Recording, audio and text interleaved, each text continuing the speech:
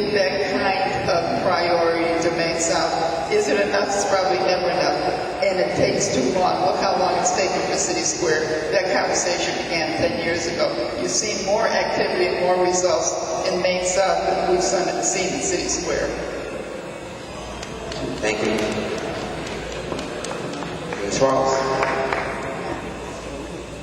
Folks still awake out there? Yeah. All right. So, part of the reason I'm running is because I think that, the District 4 is the heart of the city. And I think that we all know that there's been some good attention on some of the development stuff that the mayor just mentioned. But I think that as a whole, we have a vision to reach for. And I don't think we've reached for it yet, which is the idea that this part of our city brings a lot of the diversity, it brings a lot of strengths, and there's some way in which our part of the city gets seen as sort of like the poor cousin. Like we need services, but we don't give anything back. And I think that has to be reversed. We have to understand that economically, there's been a long history where the tax incentives, whatever, get put downtown. And what that does is it sort of, over time kind of drains the resources. And then we end up with less resources and we get seen as, we aren't contributing as much. I had a sitting city councilor say to me that, the taxpayers are all on the west side of the city. Now, you and I, we all pay as much taxes as anybody else. Because if you aren't a property owner, you're paying it in your rent. So we all pay our taxes. And I think really the issue when this comes down to it is, like the pools thing. 500 people came out and said, this is what we want. We want neighborhood-sized, state-of-the-art pools. Skip the bells and whistles if we don't have enough money for it. We want our neighborhood pools back.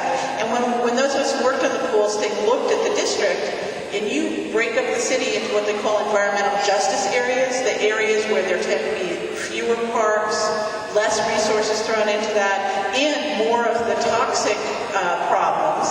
That's our part of the city. So it's not that we need more resources than the rest of the city. We need the resources that happen on the inside of the city. Does it have its own beaches and ponds? So, sorry, I didn't hear the 10-second warning.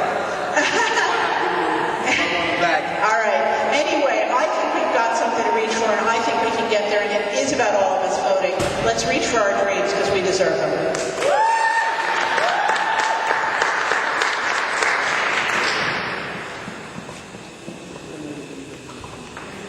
I'm just going to start laughing in a minute. But I've seen at least 4 mayors go by and 4, councilor groups go by.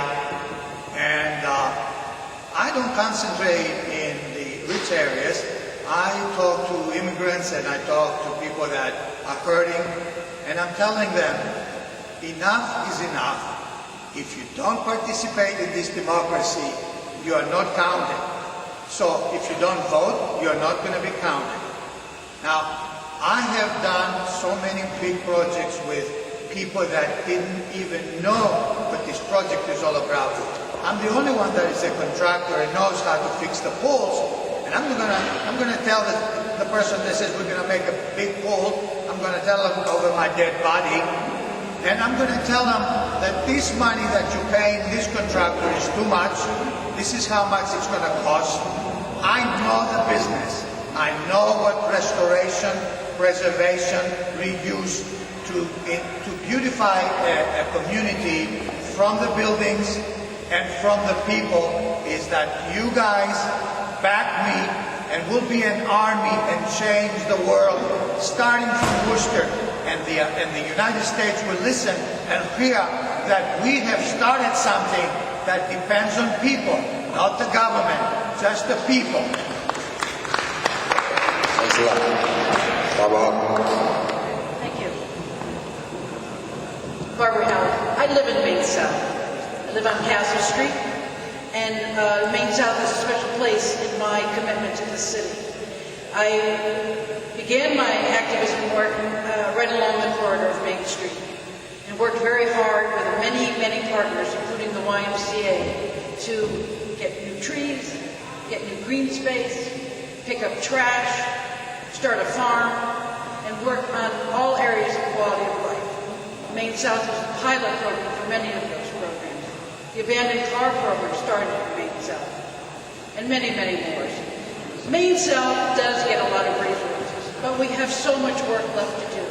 My style of leadership is to find people who are willing to work on a problem, bring them to the table, talk it out, reality-based, and put a plan in place to accomplish that.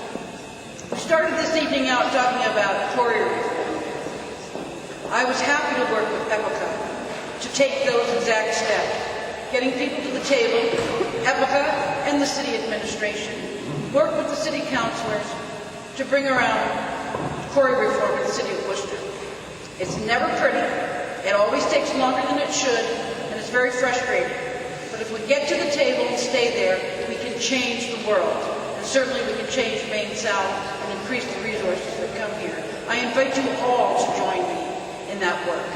I know the administration, I have a good relationship with my councilors. I know the neighborhoods like the back of my hand, and I'm eager and willing to continue to do that work as a competent and caring councilor. I ask you to vote. Thank you.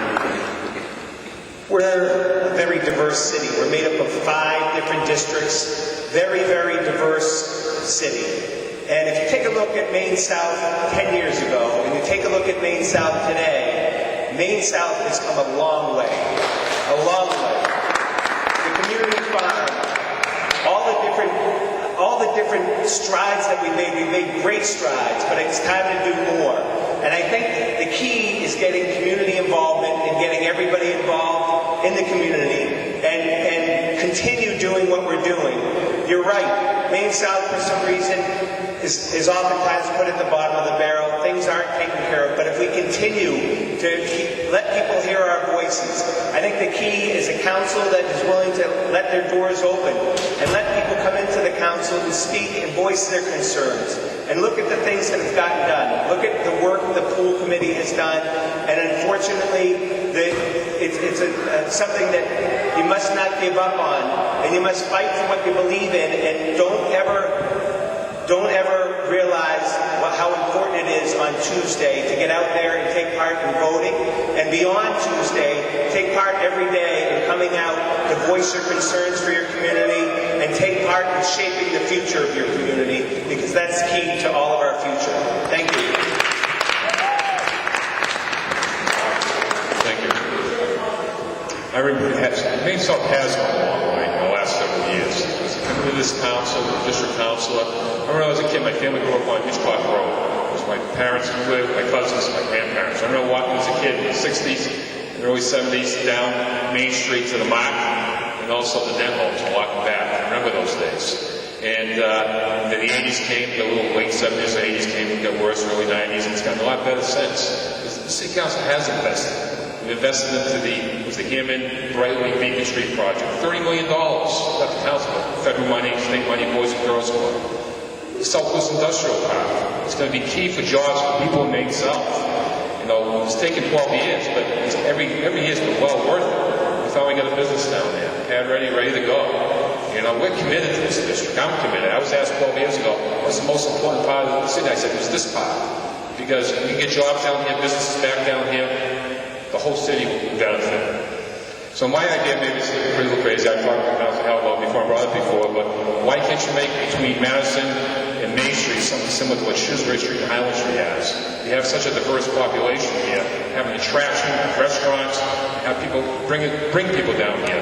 Give them a reason to come down. I think it would be a great idea. But thank you.